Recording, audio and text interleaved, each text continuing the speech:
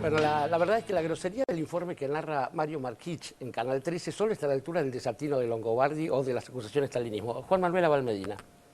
Sí, creo que lo más importante es que la constitucionalidad de esta ley llega, pero llega 4 años tarde. A diferencia de lo que ocurre en cualquier ley o que le ocurre a todos los argentinos, que cuando se vota una ley, al día siguiente, al poco tiempo, todos tenemos que adecuarnos a ella. En este caso, el poder del Grupo Clarín logró que se demorara 4 años. Fueron 4 años en los cuales este grupo logró que los argentinos no pudiéramos disfrutar de una ley votada por amplia mayoría en el Parlamento, discutida en la sociedad, con un fuerte aval social, y que llegaba a esta cuestión, ¿no?, de que, a diferencia, reitero, de otras leyes, fueran 4 años la demora que tenemos los argentinos poder disfrutar de los beneficios de esta ley. 4 años es el periodo de un presidente, es el periodo de un gobernador, de un intendente, es mucho tiempo. Bueno, finalmente la Corte Suprema ha dicho lo que todos los argentinos sabíamos hace 4 años, que esta ley es enorme, totalmente constitucional, que no hay ninguna duda sobre que simplemente trata cuestiones que tienen que ver con la no monopolización, con la no concentración en un ambiente como es el ambiente de los medios tan importante, y que tiene que ver básicamente con estas cuestiones, ¿no? Y que cualquier otro tipo de discusión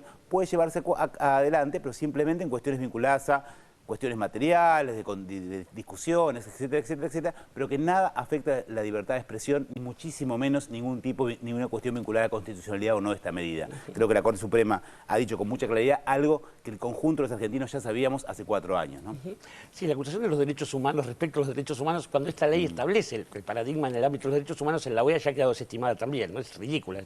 Sí, absolutamente, y reitero, ¿no?, cuando siempre se lo supo, yo creo que siempre se supo que era una maniobra para ganar tiempo, que siempre el grupo lo intentó hacer, era ganar tiempo, ganar lo que no podía ganar en otro lugar en el ambiente judicial, con esta justicia cautelar que tantas veces ha denunciado nuestra presidenta, que lo que hace es demorar el objeto de la cuestión, ¿no?, que justamente recién lo que finalmente ahora sale a la luz y que a todos los argentinos tenemos claro, ¿no? Por eso hoy, con la ley plenamente en vigencia, vamos a tener un ambiente mucho más amplio, mucho más plural, muchas más voces, y cualquier otro intento para impedir esto es lo mismo que intentar frenar la primavera, ¿no? La primavera llega y ha llegado. Sí, señor. Rora Beiras, hablando de primavera. ¿Cómo le va? ¿Qué tal?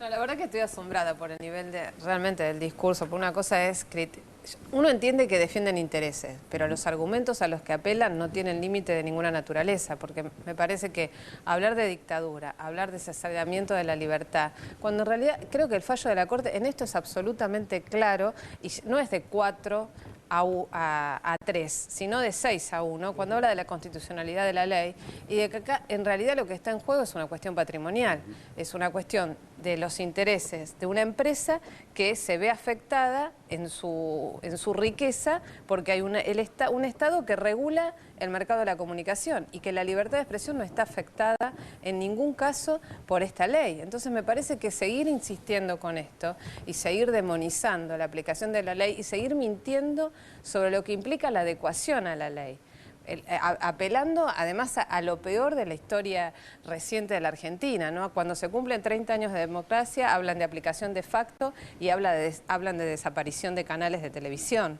Digamos, apelan realmente a lo más siniestro, sin ningún tipo de medida, sin ningún tipo de parámetro que pueda justificar una extrapolación de esa naturaleza, cuando lo que está en juego es plata. Evidentemente es plata que implica para el Grupo Clarín resignar parte de un negocio fabuloso y por otro lado implica resignar tener un poder concentrado que les permite fijar agenda y por lo tanto tener un poder político, que es esto lo que no admiten poder que tenga una limitación democrática. Absolutamente. Sé que Cintia García tiene alguna pregunta para Juan Manuel.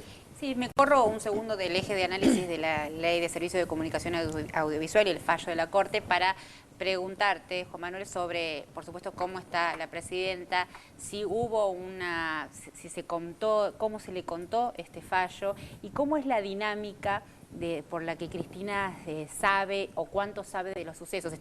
Escuchaba las declaraciones de Wiener, que son terribles, diciendo no se sabe quién conduce.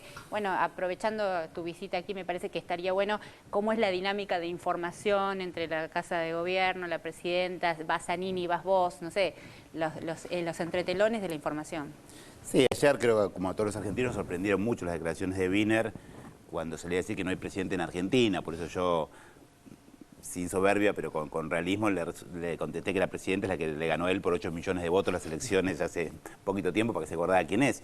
Obviamente la presidenta de la Nación, la que viene llevando adelante toda la tarea, y que en este caso está simplemente cumpliendo como cualquier argentino cuando tiene digamos, los médicos le han dicho que tiene que tener un reposo, y está llevando adelante el reposo, haciéndolo como cualquier argentino que quiere cuidarse y quiere cuidar las cuestiones con todos los cuidados del caso, con todas las particularidades del caso, y descansando en un equipo de gobierno que, digamos, ninguno está improvisado en este lugar, digamos, todos, desde el vicepresidente, pasando por cada uno de los ministros, secretarios. No es que venimos, nos nombraron recién, tenemos que inventar más o menos qué hacemos, no, venimos gestionando, sabemos cómo son las cuestiones centrales, cuáles son las grandes definiciones de la política, y venimos llevándola adelante. Obviamente, en este caso particular, con nuestra presidenta, en esta situación de reposo, por la cual la mayoría de las cuestiones que ella se entera por sus colaboradores personales, sus secretarios privados o sus familiares directos. Pero digo, el resto de nosotros tenemos muy en claro qué es lo que tenemos que hacer, cuáles son las directrices generales de la política, y no es que vamos a tener que inventar frente a la nada una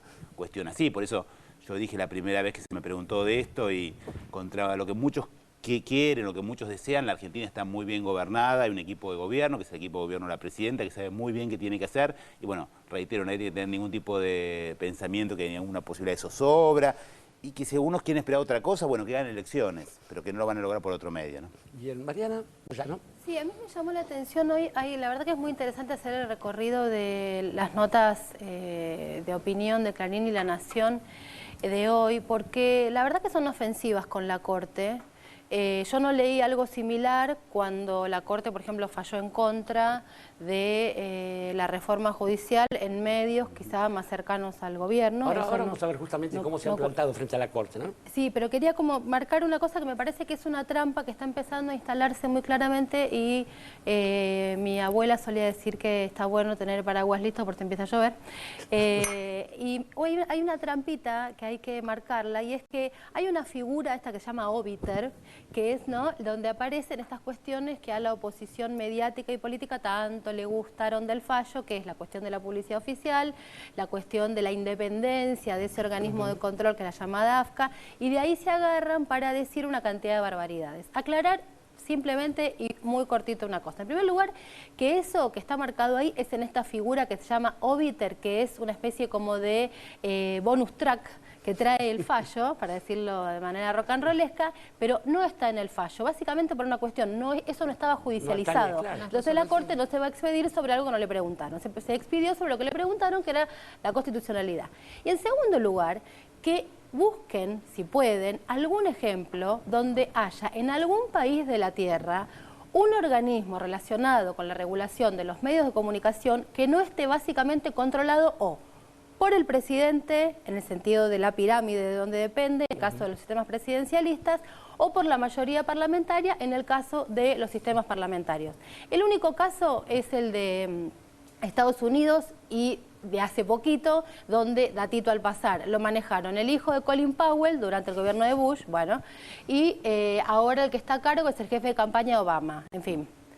Quiero decir, para la independencia, porque esa palabrita se refiere, es tramposa, claro. Entonces digo, me parece que está bueno. En Estados Unidos, por eso. Claro, dejarlo planteadito, porque están con esto de que la Corte en el fallo dijo, no, en el fallo no dijo nada, está en este otro lugar, y esta figura de la independencia de la AFCA guarda, porque en ningún país de la Tierra hay algo diferente a esto que es el AFCA acá. Cada uno con su modalidad, pero es de ese modo como funciona. Vamos a ir a un informe donde se habla justamente como frente a la Corte se pasó de hacer la Corte al corte de manga. Y en el medio de esta doble vara opositora, la isla del doctor Moró. Vamos al informe.